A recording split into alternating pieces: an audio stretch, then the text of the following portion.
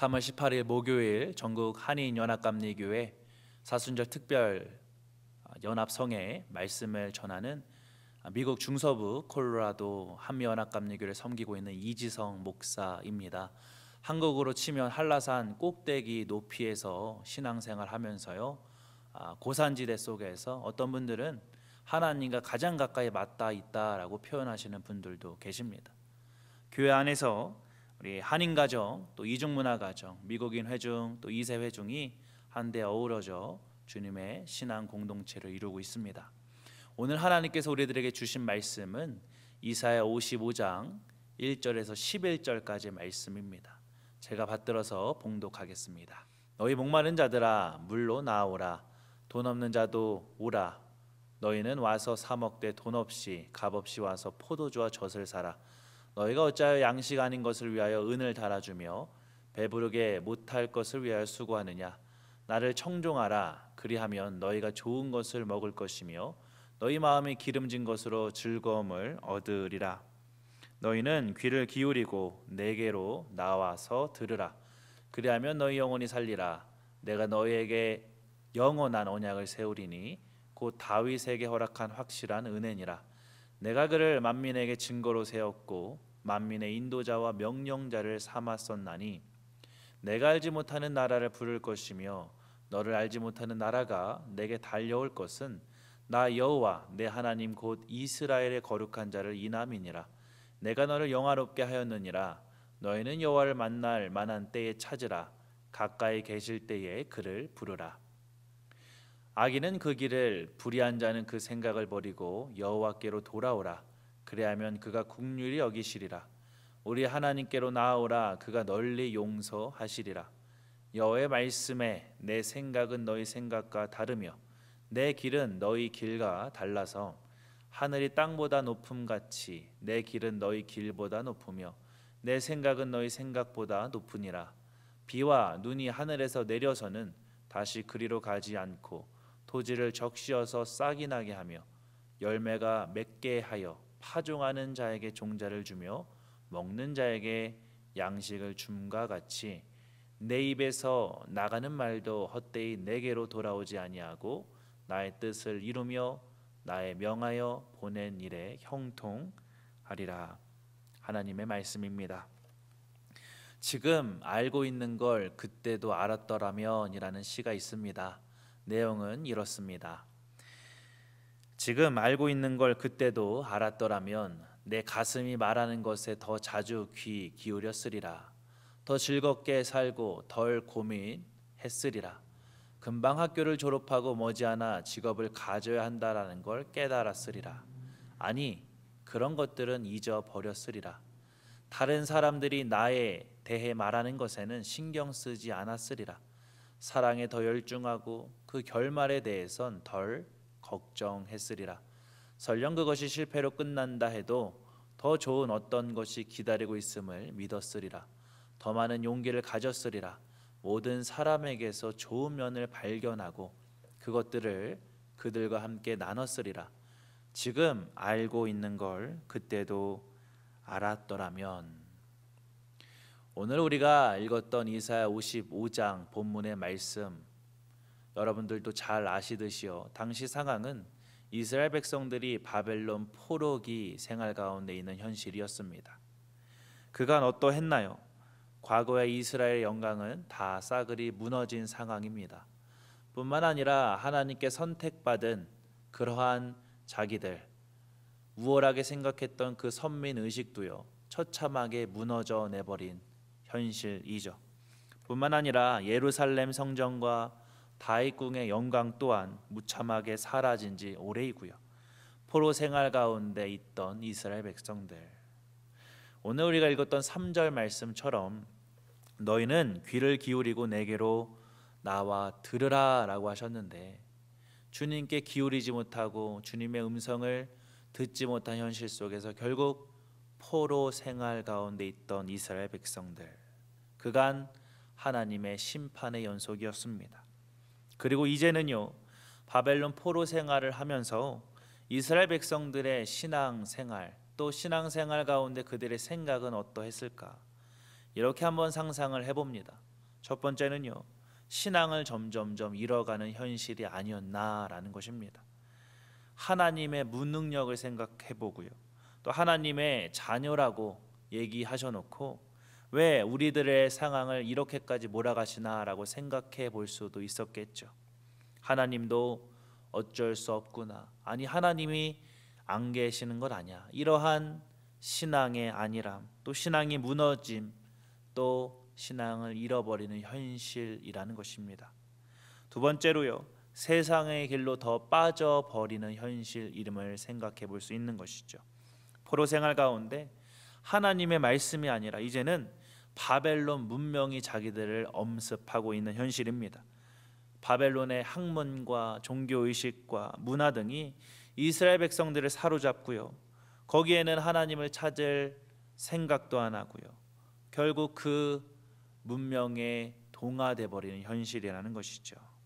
내가 거룩하니 너희도 거룩하라 라는 하나님의 말씀은 잊혀진 채로 바벨론 문명의 타락의 길로 나가게 된 현실, 바벨론 포로의 현실처럼 오늘날의 현실을 한번 생각해 봅니다.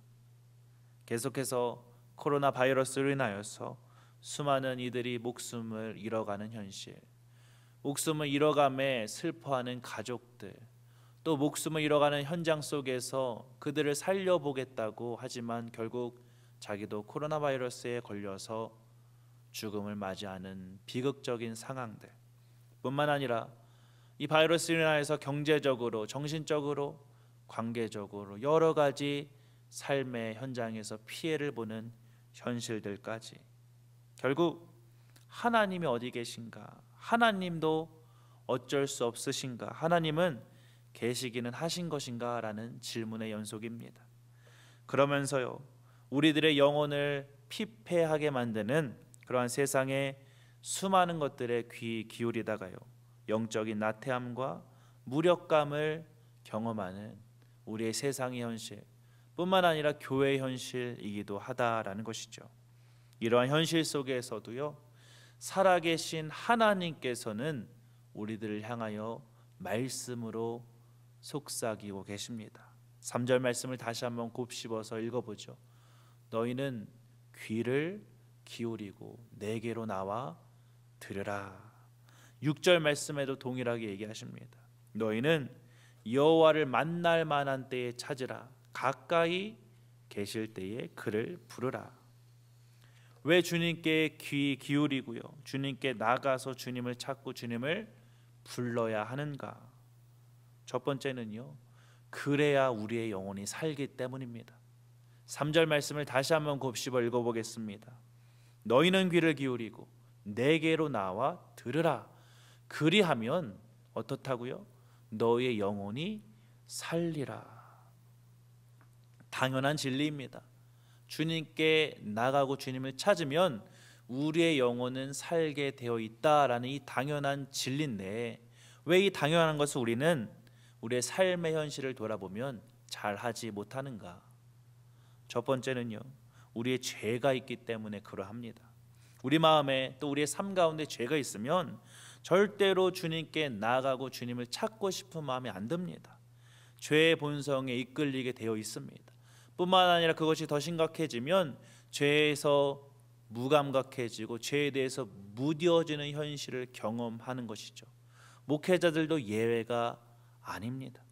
제가요, 한국에서 신학교를 졸업하고 그 졸업 예배 때 오셨던 강사 목사님이 한국 감리교회에서 존경 받게 목회하시고 이제 목회를 마무리하시면서 이제는 신학교에서 공부를 끝내고 또 교회 현장 속에서 주님의 귀한 사역을 감당하는 햇병아리 같은 목회자들에게 이렇게 당부를 하십니다. 여러분들, 목회에서 성공하는 방법 딱 3가지만 명심하면 됩니다. 아니, 목회를 성공한다라고 하시니까 저도 귀가 쫑긋해서 들어봤습니다.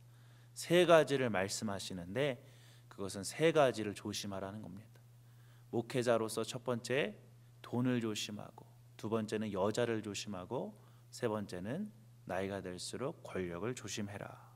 이 3가지만 조심하면 목회에서 성공한다라는 거예요. 그런데 참 아이러니하지 않습니까? 목회, 주님의 일을 하는 것, 선한 일을 하는 것이고 아름다운 일을 하는 것인데 반대로 늘 그러한 돈의 유혹, 여자의 유혹, 권력의 유혹이 도사리고 있다. 죄의 유혹이 가장 아름다운 곳에 함께 있다라는 것이죠. 절대로 목회자들도 예외가 아니라는 것을 생각해 보게 되는 것입니다. 또 죄를 지으면요, 누구든지 죄책감에 주님께 나가기가 죄송합니다. 주님께 나가기가 싫어집니다. 주님을 찾고 싶고 부르고 싶지 않은 것입니다. 그러나 죄는 분명하게 얘기를 합니다. 이사야 59장 2절 말씀에 오직 너희 죄악이 너희와 너희 하나님 사이를 갈라놓았다. 두 번째 우리가 생각해 볼 것은요, 주님께 기울이고 주님께 나아가고요, 또 주님을 찾고 부르는 게요, 시간 낭비인 겁니다. 아깝다고 생각하는 것입니다. 세상에 할 게 너무나 많습니다. 너무나 분주합니다. 어떤 분들은 아침에는 운동해야 되고요, 또 아침 운동이 끝나고 나서는 직장 생활을 해야 되고 저녁에 와서는 쉬어야 되고요, 또 일 안 하시는 분들은 어떻습니까? 취미 생활 하는데 바쁩니다. 또 아주 아름다운 손주를 두신 분들께서는 손주들 보시느라 분주하십니다. 저녁에는 피곤합니다. 결국에는 분주하여서 또 시간이 없어서 주님께 나가는 것을 소홀히 한다라는 것이죠. 이 말씀을 전하지만 저라고 자유로울까요? 저희 어머니가 늘상 잔소리처럼 하시는 얘기가, 네가 목회를 하면서 꼭 최소한 하루에 3시간을 기도해야 된다라는 말씀을 잔소리같이 하세요. 참 귀한 말씀인데요, 그렇게 얘기를 하셔서 또 더 나아가서 얘기하시기를, 네가 하루에 그렇게 기도해야 먼저는 네 영혼이 사는 것이고 내 주위에 있는 영혼이 살고 또 네가 섬기는 교회가 사는 길이다라는 말씀을 하십니다. 그런데요, 솔직히 그 귀한 말씀을 제가 제 마음에 손을 올리고 생각해 보면 늘상 저희 어머니의 마음을 기쁘시게 해드린 적이 얼마나 됐나, 참 부끄럽기 짝이 없습니다. 왜냐, 아이러니하게도 핑계대는 겁니다. 목회하는 것이 바쁘다고, 분주하다고 그렇게 보면서요, 제 심연 깊은 곳에서는 기도하는 것, 주님 앞에 나가는 것이 혹여나 시간 아깝다라고 생각하진 않는지, 시간 낭비다라고 생각하는진 아닌 것인지 돌아보게 됩니다. 결국 우리들에게도요, 주님께 기울이고 주님께 나아가고 주님을 찾고 부르는 것, 그럴 시간이 없다, 내 상황에서 어떻게 그렇게 시간이 아깝다, 이런 생각이 있진 않은지 이 아침에 우리의 영적인 상태를 돌아보길 원합니다. 사실 세상에 할 일이 많고요, 다 중요합니다. 돈도 벌어야 할 것이고요, 취미생활도 해야 될 것이고요, 가족생활도 충실히 해야 될 것이고요. 그런데 가장 중요한 것이 있다면 우리의 영혼이 죽어있지 않은 것이 가장 중요한 것이고, 가장 경계해야 될 것이 있다면 우리의 영혼이 죽어가는 것을 우리가 삶을 살아가면서 경계해야 된다라는 것입니다. 두 번째로 우리가 주님께 귀 기울이고 주님께 나아가야 하는 근본적인 이유는 본문 7절 말씀에 나옵니다. 우리를 긍휼히 여기신 하나님이시기에, 우리를 용서하시는 하나님이시기에 우리는 끊임없이 주님께로 돌아가야 한다라는 것입니다. 교회 권사님 한 분께서 이런 얘기를 하십니다.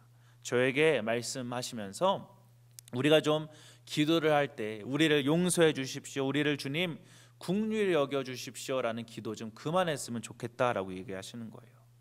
그래서 그 권사님의 의도를 참 들어보니까 하나님 앞에 이왕 예수님 믿는 거, 그리스도인으로서 떳떳하게 죄 안 지면서 좀 살아보면서 주님 저 이렇게 했어요, 잘했죠, 주님께 칭찬을 받는 그러한 삶의 모습을 한번 살아보자라는 그러한 영적인 도전이셨어요.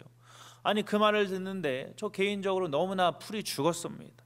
그러면서 그 권사님 참 멋지시다라고 생각을 했습니다. 그리고 일주일이 지났습니다. 주일 대표 기도가 그 권사님 기도 순서셨어요. 그 기도 순서가 권사님이시니까 그 권사님께서 제게 하신 말씀이 있으니까 권사님 기도를 주의 깊게 듣지 않겠습니까? 그런데 그 대표 기도에서 첫 마디가 그 권사님이 사랑의 하나님, 우리를 긍휼히 여겨 주시고 우리를 불쌍히 여겨 주시옵소서라는 한마디의 기도셨습니다. 그 기도를 듣는데요, 저에게는 세 가지 생각이 들었어요.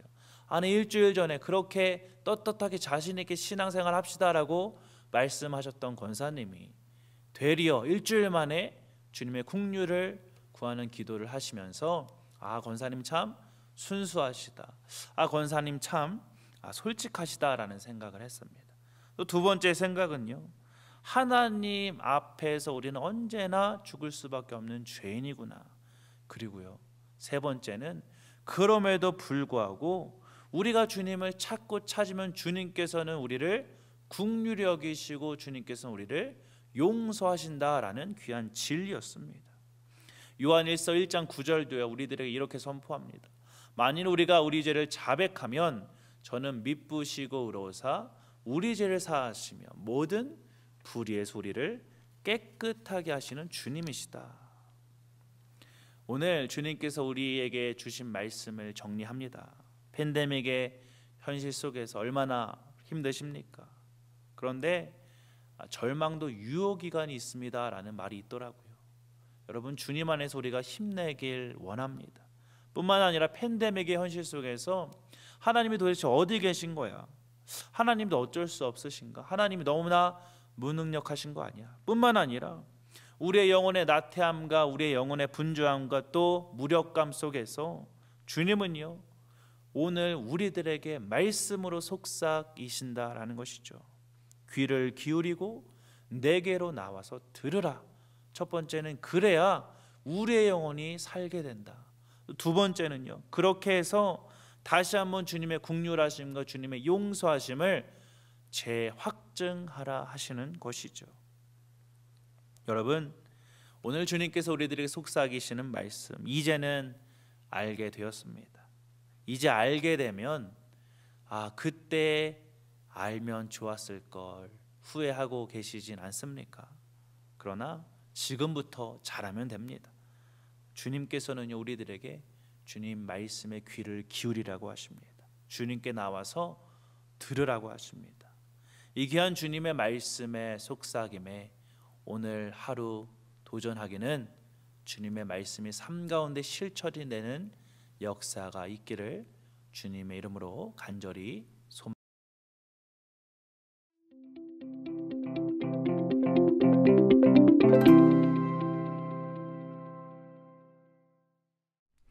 하늘에 계신 우리 아버지여, 이름이 거룩히 여김을 받으시오며 나라의 임하옵시며 뜻이 하늘에서 이룬 것 같이 땅에서도 이루어지이다.